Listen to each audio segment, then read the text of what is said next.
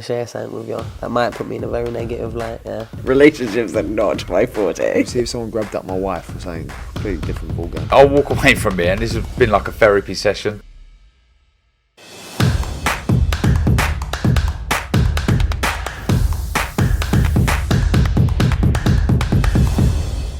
Razaban IFL TV proudly sponsored by Everlast Weighing Day here for the Boxer Sky show with me, Spencer.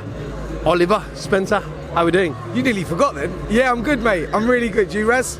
I'm good. Last time I called you Faron, so I made sure it was Oliver. You love this kid, don't you, Adam Azim? Yeah, I do, mate. I do. Listen, he's got all the qualities to become a superstar. He really has. I think the one thing that we haven't seen yet is the old chin has not been tested, but that's because he's that good, you know, and I don't think we're going to see that until he steps up much more levels. I think that, look, a great yardstick was when he boxed Ryland Cholton back in November, Alexandra Palace. Everybody thought that he was going to go a few rounds there, you know. We all thought that he was going to win the fight. We thought Cholton would cause him a few problems, and the manner that he dealt with Ryland was so impressive. I just go, this kid's, yeah, he's got it, you know, and like he's got that sort of cocky arrogance about him in the ring, and like that speed of punch and that, do you know what I mean, and the good angles and whatnot. But when you speak to him outside of the ring, he's like a really lovely kid. He's like really infectious. So he's got everything it takes to become. I think he could be Britain's next superstar. I really do. I feel that strong about it. You know, like a young. He reminds me of a young Amir Khan, a young Nazim Hamid. Like mould those two together, and you get Adam Azim. You know what I mean? He's got the speed of Amir Khan. He's got the angles of Nazim Hamid, and yeah, I think it's an exciting future for him, definitely. And obviously the show's tomorrow night. We will catch up on that a bit later. But yesterday I saw you interviewed Anthony Joshua. Yeah. It was an official press conference with Jermaine Franklin. What do you make of his whole demeanour and the way you spoke to him and his responses and his answers? Did you take anything away from that? I think he's in a good place mentally. You know, I had a good conversation with him, and yeah, he was talking about teaming up with Derek James. You know, and what he was looking for Derek to add, and he said, look, he likes travelling around, training with different trainers because he'd take little bits from each of them. And I think what he recognises with Derek James is the type of trainer that sort of tries to get the fighters to hold their feet a little bit more and get a little bit more spiteful, but sort of educated sort of pressure. So he said that he's taken stuff from Derek, and we're going to see that, you know, on April the 1st. So yeah, I thought that overall, yeah, he was in a good headspace, man. He seemed nice and relaxed. He seemed good. And Jermaine Franklin as well, it seemed quite cool, calm, and said, listen, I'm here to put the wrong right what happened to me last time. Absolutely. I had an interview with Jermaine as well, and what a nice geezer. Lovely bloke. Love his journey. You know, he was working as fixing roofs in a warehouse or something, and, you know, like struggling by really. You know, right up until when he boxed Dillian Whyte, he got that opportunity. He come over here, he was an unknown quantity. He had no credentials coming over, and he left with loads of them because people actually saw what he could do. Not only can he sort of give a shot, but he can take one as well and make a fight of it. A lot of people felt he was unlucky against Dillian Whyte. It was a razor-tight decision. It could have gone a round or two either way. So, you know, he left with a lot of respect. Anthony Joshua's chosen him as the opponent, and he says, you know what? This is my lottery ticket. He said, I've seen this as my lottery ticket. I'll see where Anthony Joshua is at this stage of his career. A couple of back-to-back losses against Alexander Usyk. I'm not sure that psychologically Anthony Joshua was quite right, and I fancy it. You know, he said, I really fancy it. He said, I'm going to give it everything. This is an opportunity for me. I've got 3 kids. It's an opportunity for me to change my life. So, yeah, it could be a potential banana skin for Joshua. Joshua knows that as well. I spoke to Anthony about that, and I said, look, he's short, 6'2". You have trouble with short fighters. You know, Andy Ruiz was one of those. You know, so and that Joshua said, look, I chose him because I know it's a test, and I know a lot of people are not giving me credit for choosing this opponent, but really, he was a tough fight, you know, for where I'm at in my career. You know, Joshua's saying, look, I've got a new trainer, so I've got to try and work things out with a new trainer and going into things. So yeah, look, I recognise what Joshua's saying, and I see that Jermaine Franklin sees it as a huge opportunity as well. I think it's a good fight. I think it's a good comeback fight for Joshua, but also a massive opportunity for Franklin. So, yeah, it's an interesting one. Conor Benn, listen, I'm not going to go on about this because I know you've had enough of speaking about the subject. Eddie Hearn has mentioned Manny Pacquiao's name as a potential opponent for Conor Benn. Now, when you hear that, is that clickbait? Is that Eddie just?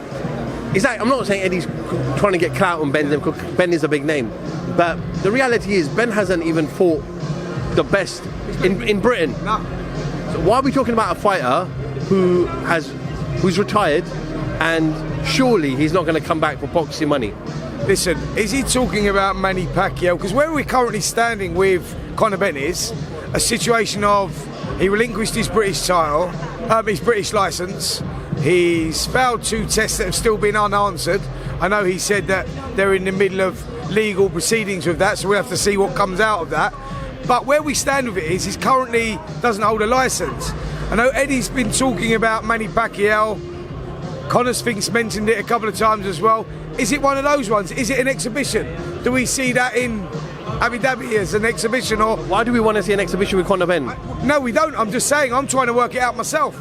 I'm going, well, where are we going to see it and under what licence and what country? And there's too many unanswered questions from Conor's side to be talking about opponents at the moment. I think he needs to try and clear his name and, you know, kickstart his career again. You know, I know there's been loads of names throwing about for potential opponents with Conor Benn, but where we're at right now is we still have unanswered questions. So until that happens, it's not worth talking about. Do you think Chris Eubank Jr. takes the rematch with Liam Smith, or do you think, because Kell put a tweet out and said we have many options, do you think they go for the Conor Benn fight maybe in the summer? No, I think Chris activates the fight with Liam Smith. I think he's got another week to do that. Speaking to Ben Shalom yesterday, I think he's got 1 week to do that. But I think my gut feeling tells me he's going to activate that because he's going to try. He's going to want to right the wrong. You know, right the wrongs. That's right, isn't it? He's going to want to. He's going to want to put things right. He went in there. Maybe tactically got it wrong. Liam Smith's a great finisher. Liam Smith caught him with a lovely uppercut and never let him recover. You know, he got up too quick off the first knockdown. His legs were still gone. Maybe ego played a part in that, and Liam Smith proved what a good fighter he is. I think at this stage of Eubank's career, he should go over that. He should try and correct that loss and try and reverse that loss, should I say? Because I think that's really the only option for him. You know, if he wants to think about continuing and fighting for world titles, he's got to do that. Spence, last one before the weighing starts. You left the sport of boxing because you had to leave. You had to leave boxing. We saw a video of Kell Brook. He's put a tweet out. Doesn't look like he's in a great place. What is he going through? No, listen, I really feel for Kell because mental health plays a massive thing. You know, that one thing that we don't get at the moment is aftercare for boxers. It's something I'm in talks with at the moment. It's something I want to do.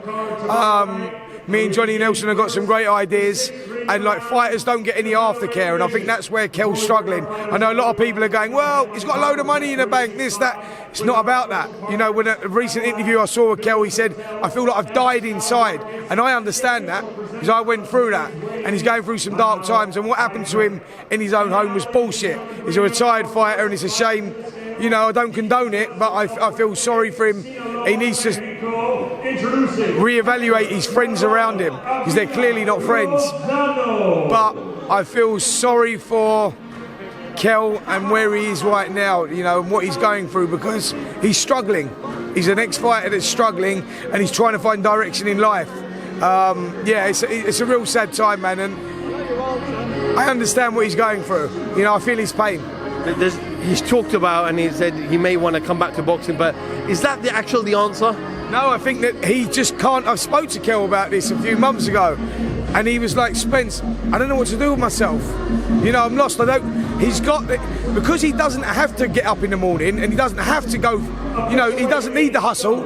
He don't need to. He doesn't need. He's got no drive. He's got no get up and go because he's got all the money in the bank. He's got a nice home. He's got everything, but sometimes that ain't enough. You know, when people say money can be the root of all evil, in Kell's case it is, because he can't find any sort of direction in life. He can't, he's looking for something to do.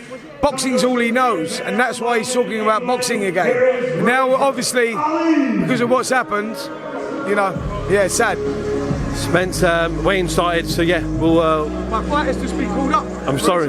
Reza Ali. Okay, go, and we'll catch up with you soon. Lovely, mate. Thanks so much, Raz. Nice. Spence Oliver for TV, thank you very much. If someone grabbed up my wife and saying completely different ballgame. I'll walk away from it, and this has been like a therapy session.